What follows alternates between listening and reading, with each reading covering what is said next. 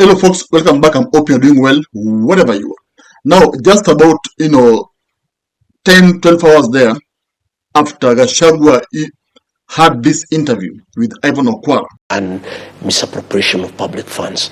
And that can only happen when William RUTO is one term. And for that to happen, we need to produce one candidate to face him. Kenyans will not forget. RUTO ameamua commit KIAMBU grassroots leaders. And of course, check the video. KIAMBU hoye! KIAMBU hoye! Ando aito moriega. Mwadhani agosho. Ngai no muega. Nahendesho de. Bwana Yesu asifiwe. Hebu nione mnisalimie hewani. Bwana Yesu asifiwe.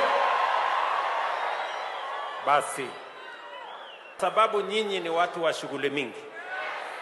Muko na biashara, muko na ng'ombe, muko na...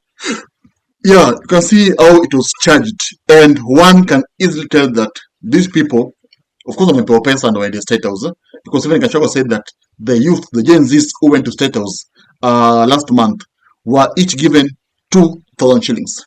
And now, someone asked himself, why is RUTO forcing himself on Mount Kenya people? You see, truth be told, Mount Kenya has gone with the Gachagua. Because Gachagua amelock akona kifungu ya kuingia Mount Kenya. And RUTO knows it, anajua, akina hizi kubali but anajua. One reason is that nowadays he does not go to Mount Kenya to campaign. Initially, he used to go to Mount Kenya every Sunday, sasa hazienda because Mount Kenya amemkataa. Nyinyi wananchi wa Meru, si nyinyi ndio mtasahihisha.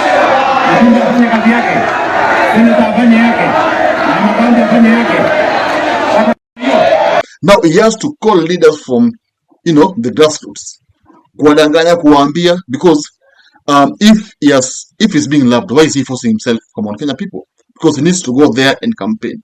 So, one of the key things we witnessed there is that RUTO was actually forcing these people to chant two-term. And of course, we saw Kindiki was saying, oh, fire, see fire, norma, see norma. And of course, he was forcing them to shout two-term.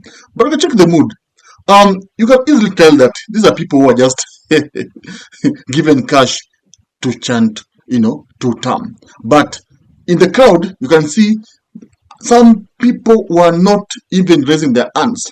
And you can see the mood of the crowd. It was just some of them were given money. I believe the people who were pale karibu pale mbele RUTO walipo pesa. But kule nyuma, how talked you? That's why, they were just bored. Now, this shows that William RUTO has lost grip in Mount Kenya. Na kweli mambo. And I think he's regretting, impeaching Gachagua, because he thought that impeaching Gachagua would be a walk in the park. Aldhani kwamba akimpeach Gachagua, Kindiki would replace Gachagua's power.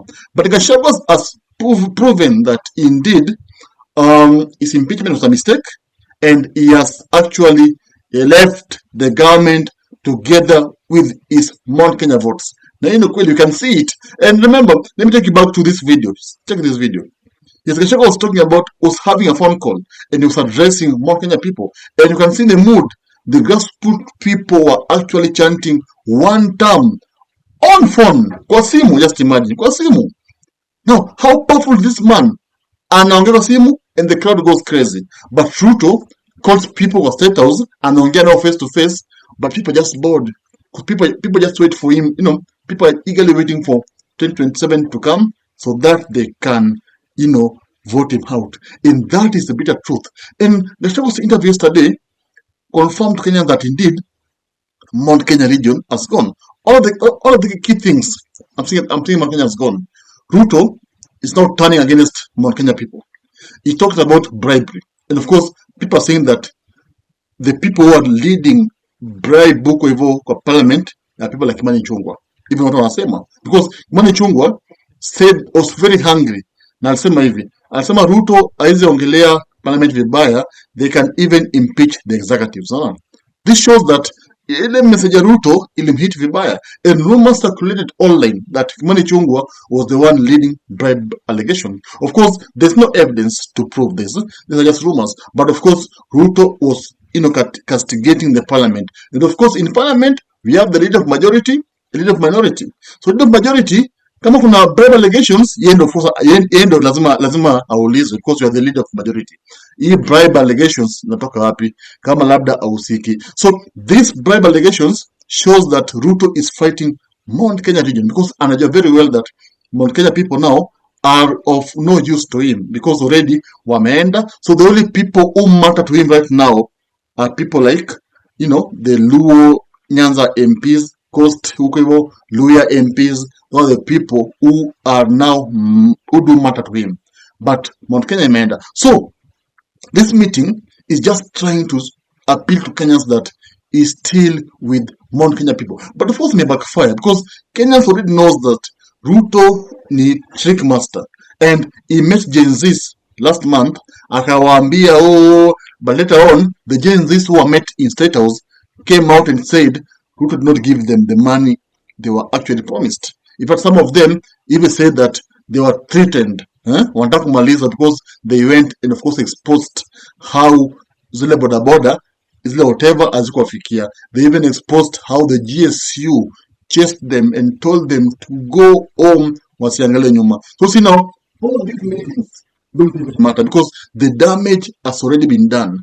And the damage here is that Kenyans have decided this is one term. No. Even the mood in the meeting, you can see these people are just charged because they knew kuna pesa. Because right now, ukienda State House, lazima utapewa pesa. Kwele mambo.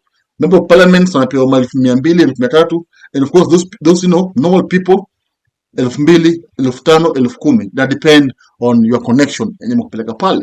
And now the president is the one who is actually calling out member of parliaments that are corrupt. Yet is allegedly the person who is orchestrating corruption in parliament, because no one has the power to bribe member of parliaments except the president, because he's the person who sends bill for parliament na nawambia, I want you to pass SHA, I want you to pass finance bill, I want you to pass ABCD. So how can he come out and say that alituma 10 million each to MPs to pass a bill? Yet it's the person who gives us the money. Why can't he just say, you guys, I won't give you any money, any amount of money? So the meeting may backfire ya Kiambu, in settles. And of course, Kenyans know that these are just tricks za Ruto to, of course, appeal to Kenyans, to especially to Kikuyu nation, that ako now, yet ayuko now, because Gachagua already amelock Mount Kenya. And Gachagua amedeclare kwamba he is the best person to face William Ruto in 2027. And you see, when you have Mount Kenya behind you, because you're talking about over 6 million votes, when you have 6 million votes behind you, you matter a lot in election, because the only region that made Ruto the president is Mount Kenya, because it gave him 87% of his votes. So if Gachagua has Mount Kenya behind him, na aseme kwamba ataface Ruto, of course Ruto will have it tough, because 6 million votes plus other votes in the Kenya can make Gachagua the president. Yeah. So as we see now, is forcing Mount Kenya people to come to State House, ndo awadanganye kwamba konao, at least awabembeleze, wasimuruke, wampe at least 30% of the votes, because he knows that he can't win the next elections without Mount Kenya region votes. Not telling me, why do you think our members of Penyolinda Palevo, some of them are not okay, some of them are not even chanting 2 term, some of them were quiet, because they knew that kwa roho yao, this is 1 term. Comment then, of course, we meet in the next video. Thank you.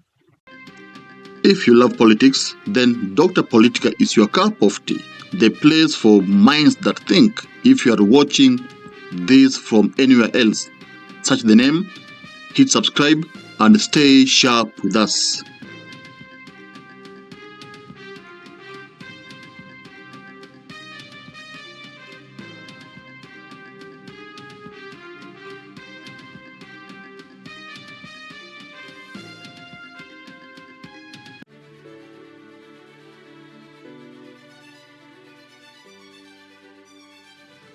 Thank you for making Dr. Politica your home for fearless political truth. Every view, every like, every share fuels the fire behind the hours of research, filming, and editing we pour into each episode.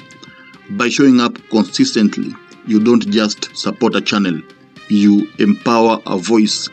In a world ruled by headlines, spin, and power games, you remind us that real people still care about real facts. We are here to inform, inspire, and ignite critical thinking, not just for today, but for generations to come. You are not just a viewer, you are the reason this platform exists.